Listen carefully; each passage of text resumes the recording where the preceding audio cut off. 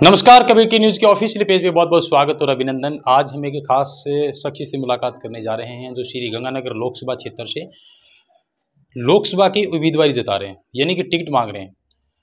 मैं बात करूंगा, मेरे साथ इसमें जो मौजूद है रामेश्वर जी चौरिया, जो कृषि उपज मंडी के पूर्व हनुमानगढ़ के चेयरमैन रह चुके हैं और राजनीतिक करियर की अगर बात की जाए तो कांग्रेस के लिए काफ़ी लंबे समय से ये लोग कार्य कर रहे हैं।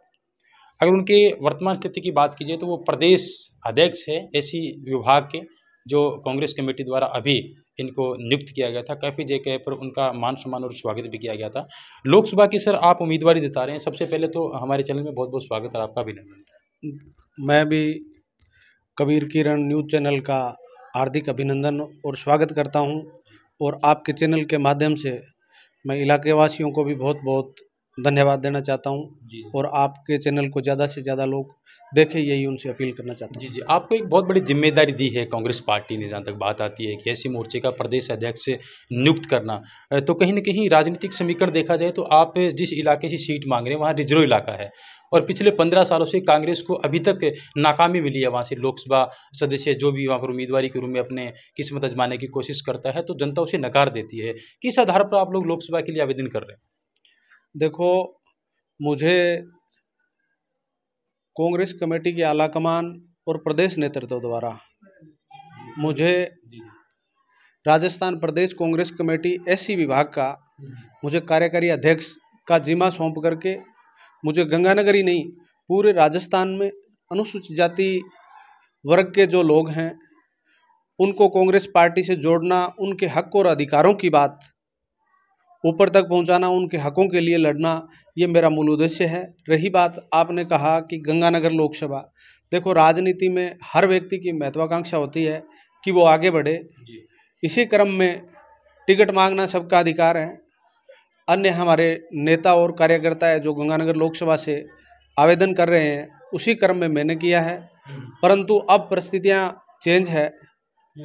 गंगानगर लोकसभा का आवाम, वहाँ की जनता कांग्रेस पार्टी और लगातार निहालचंद जी जो जीत रहे हैं कांग्रेस भारतीय जनता पार्टी से, जो प्रतिनिधित्व कर रहे हैं, एक बार मिनिस्टर रहे हैं, लगभग 5 बार वो सांसद रहे हैं, उन्होंने इलाके के लिए एक दिन भी लोकसभा में आवाज़ नहीं उठाई और जनता उनके ढुलमुल रवैये से ऊब चुकी है और कांग्रेस की तरफ आशा भरी निगाहों से देख रही है।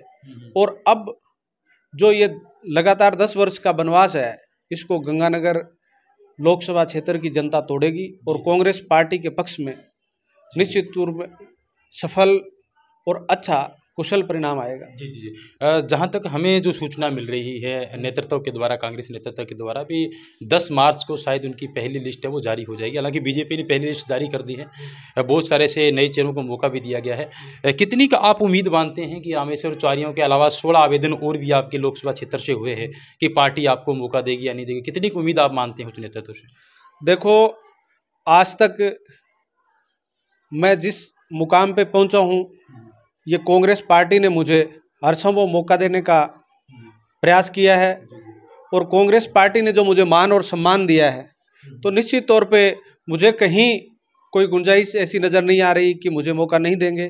और रही बात, देखो हर राजनीतिक पार्टी में सैकड़ों ऐसे कार्यकर्ता और नेता होते हैं जिनको उम्मीद होती है कि पार्टी टिकट देगी और निश्चित तौर पे टिकट एक व्यक्ति को मिलनी है, तो पूरी कांग्रेस पार्टी एकजुट होकर के चुनाव लड़ेगी और हमें पूर्णतः भरोसा है कि जिस प्रकार से वो मैदान में ग्रास रूट पे काम करने वाले कार्यकर्ता को मैदान में उतारेगी, तो निश्चित तौर पे मुझे भी भरोसा है कि पार्टी विचार मेरे नाम पे भी करेगी, अन्य जो नेतागण हैं उन पे भी विचार करके अच्छा फैसला लेगी और मुझे विश्वास है कि फैसला बिल्कुल अच्छा ही होगा। जी। कांग्रेस पार्टी की जहाँ तक बात आती है तो नायक समाज ने ये आह्वान भी किया था पिछली जब असेंबली के चुनाव थे, विधानसभा के चुनाव थे, अभी 200 विधानसभा सीटों में नायक समाज की इस बार 2 टिकटों को दिया गया था। जैसे अनूपगढ़ की बात की जाए, शिमला नायक जो वर्तमान में विधायक चुनी गई है, सोनलाल जी नायक भी रायसेन नगर से चुने गए हैं। आपको लगता है कि कांग्रेस पार्टी नायक समाज को लेकर के लोकसभा में काफ़ी गंभीर नजर आएगी इस बार? देखो, सबसे पहला मुद्दा तो है भी कांग्रेस पार्टी ना तो जातिवाद फैलाती है, ना धर्म के नाम पे लोगों को बरगलाती है। कांग्रेस पार्टी सभी वर्गों को साथ लेकर के सच्चे, अच्छे और जमीन से जुड़े हुए वर्कर को मौका देगी। रही बात प्रतिनिधित्व की, तो हर जाति और हर वर्ग के लोगों को प्रतिनिधित्व देने का काम कांग्रेस पार्टी ने किया है।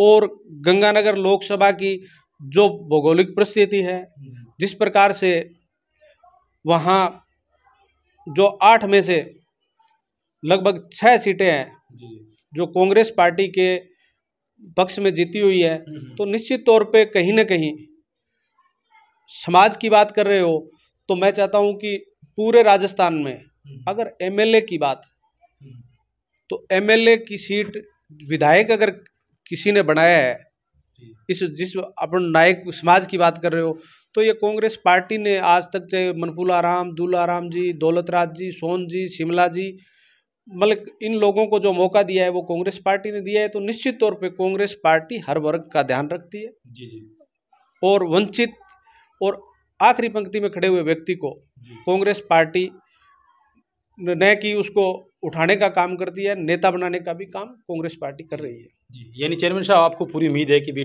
इस बार कांग्रेस की जो टिकट है वो आपके पक्ष में जाएगी। दरअसल आखिरी मेरा सवाल रहेगा, ज़्यादा लंबा इंटरव्यू आपको मैं नहीं करूँगा। हाल ही के अंदर एक आपने प्रोग्राम भी करवाया था, अपने समाज का प्रोग्राम कराया था। क्या कुछ रवैया था आपका ये कराने का? दरअसल प्रमुख उद्देश्य क्या होगा कि ये टिकट आवंटन होने से पहले कुछ डायरेक्शन देना राजस्थान सरकार को? जी देखो, कार्यक्रम जो सामाजिक कार्यक्रम होते हैं वो कोई राजनीतिक उद्देश्य पूरा करने के लिए नहीं होते। सामाजिक कार्यक्रम समाज में राजनीतिक और सामाजिक चेतना पैदा करने के लिए होते हैं। और जिन साथियों ने कार्यक्रम किया, अच्छा शानदार और जानदार कार्यक्रम रहा, और कार्यक्रम में यही संदेश था कि भी समाज में फैली कुरीतियां मिटाए और समाज में राजनीतिक और सामाजिक चेतना हो, इसी उद्देश्य को लेकर के कार्यक्रम हुआ था। चलिए अगली मुलाकात जल्दी करेंगे। Thank you. तो ये कृषि उपज मंडी के चेयरमैन रहे रामेश्वर जी चावरिया, जो हाल ही के अंदर श्री गंगानगर से लोकसभा की टिकट मांग रहे हैं। दरअसल पार्टी उच्च नेतृत्व क्या विचार विमर्श करती है इनके नाम पर, हालांकि इनको बहुत बड़ी जिम्मेवारी दी गई है, प्रदेश लेवल पर जिम्मेवारी दी गई है। क्या इस बार राजस्थान के अंदर कुछ नया बदलाव देखने को मिला? बहरहाल 25 लोकसभा सीटें बहुत इंपॉर्टेंट रहेगी आने वाले समय के लिए। हालांकि चुनाव आयोग ने भी तारीख निश्चित नहीं किया। जैसे जैसे चुनाव नजदीक आएंगे हम लोग कवरेज करते रहेंगे, नए नए चेहरों से मुलाकात करते रहेंगे। धन्यवाद। इसी आशा उम्मीद के साथ आप चैनल पर नए आए तो फॉलो करेंगे, लाइक करेंगे, कमेंट्स करेंगे, शेयर करेंगे।